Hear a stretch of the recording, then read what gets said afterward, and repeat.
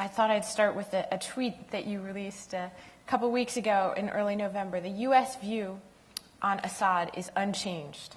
He's a man who gasses his people, scuds his people, terrorizes his people, doesn't deserve to govern these people. That's a lot for 140 characters. It took work.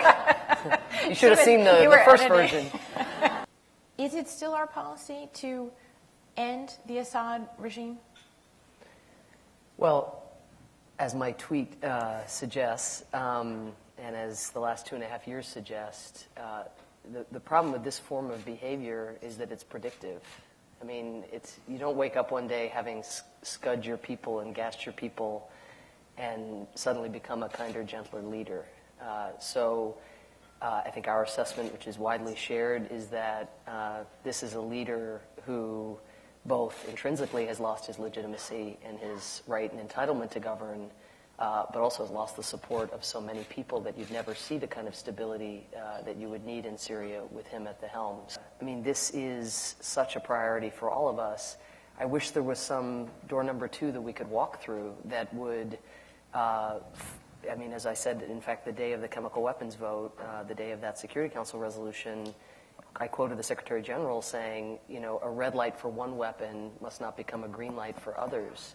And you're right. I mean, he uses other weapons with abandon.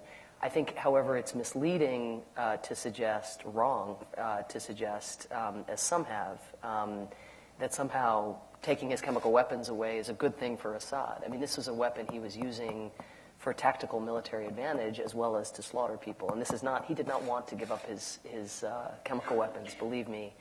And it was only, again, I think, President putting the threat of military force credibly on the table in that way that caused him to succumb to the international pressure.